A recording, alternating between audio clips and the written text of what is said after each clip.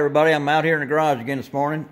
I've had some questions from some fellas wanting to know what paint I use on my models, what clear coats I use, and airbrush and all that kind of stuff. So I thought I would kind of give a run through on what I use. You know, it may not be what everybody uses. I guarantee it's not what everybody uses, and it may not be right for everybody, but you know, it's working for me so far, and I'm still in the learning curve. So this coming spring, I'm still going to be doing a lot of experimenting, try and find something that works best for me. But I'll give you a rundown of what I actually use for right now. So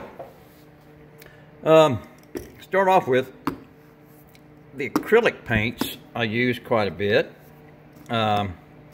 This is a folk art. I get all this at Hobby Lobby. This is the Anita's. I use more of this Anita's than I do the others, I guess. And then this is the Delta Ceramcoat. And, you know, they're pretty cheap, a couple bucks a bottle, I guess.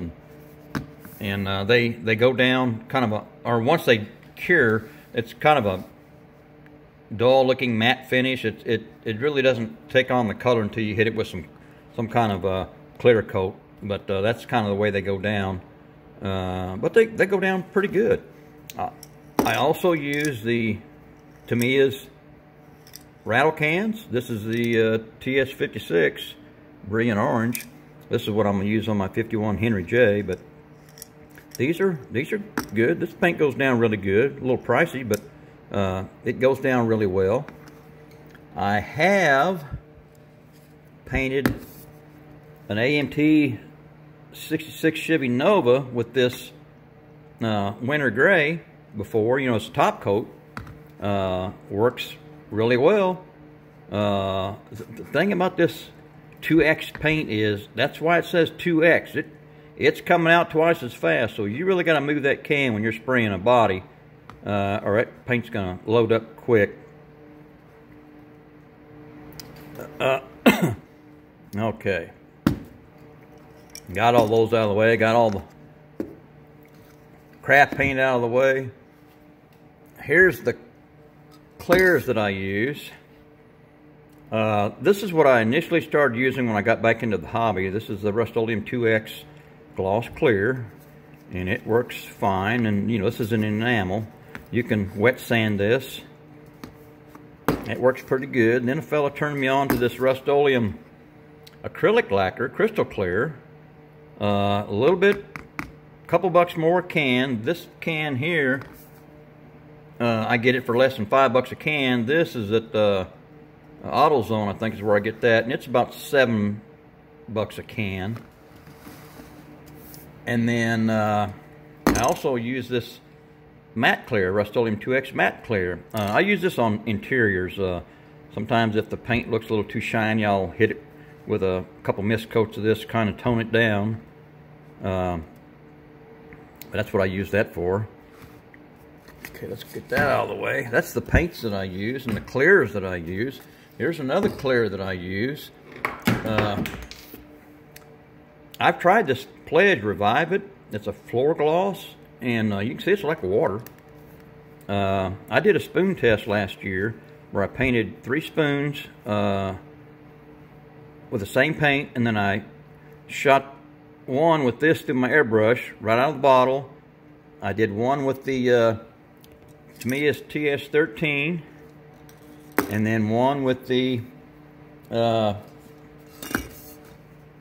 Rust-Oleum clear gloss, and I couldn't tell any difference between the 3. They all look pretty good.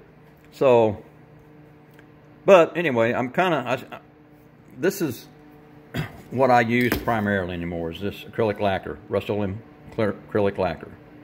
That's my go-to for right now. Okay. Now, for the, that's the glues I use right there. I get those from Hobby Lobby. That's about all I use. That's it. I don't see any difference between these two. One, that's supposed to be a quick set, and I don't see any difference, but okay, here's the once I have my final finished paint on the body, First thing I do is go over it with this Meguiar's mirror glaze. It's a fine cut cleaner. I'll go over the body 2 or 3 times with this because it really cuts that clear and really kind of levels it out a little bit. It does a pretty good job on it. And then I'll hit it with this Novus 2. And then lastly, I'll hit it with this Meguiar's Ultimate Polish liquid wax. That's what I use on my full-size 49 Chevy pickup. I like the Meguiar's products. It works pretty good. And I thought I might show this here too. That, you know, everybody uses the, this is the Tamiya paints. This is the buff. I use this a lot for interiors. This is their rubber black. I like that. This is the Model Master. This stuff's hard to find anymore because it's kind of going by the wayside. But that's their chrome. Kind of like that. Of course, we all know the testers. Little bottles. That stuff there, this stuff just will not dry. I've had models set for 2 weeks and you can still put fingerprints in it. Okay, let me get this out of the way, and one more thing I'm going to show you here is the airbrush that I use. And it is the Pache H. Well, let me show you a picture of the lid here. The Pache H. You can get these online for less than 60 bucks on sale and free shipping. Pretty good buy, I think. This is a single action. I did a lot of research before I bought one. I didn't want the double action. I just figured the less I had to deal with, the better. This just has a button up and down. And you regulate your air pressure on your compressor. Now the other ones have you push down and then you pull back on the trigger, and one, I think, pulling back is the air, and then up and down is the paint. But for me, that works fine, and that's a 3mm tip that I use all the time. I've tried using this bottle here, but I don't know if it's that little vent hole there or what, but it seems to always clog up on me, and I don't have good luck with it, so I always use a little metal cup.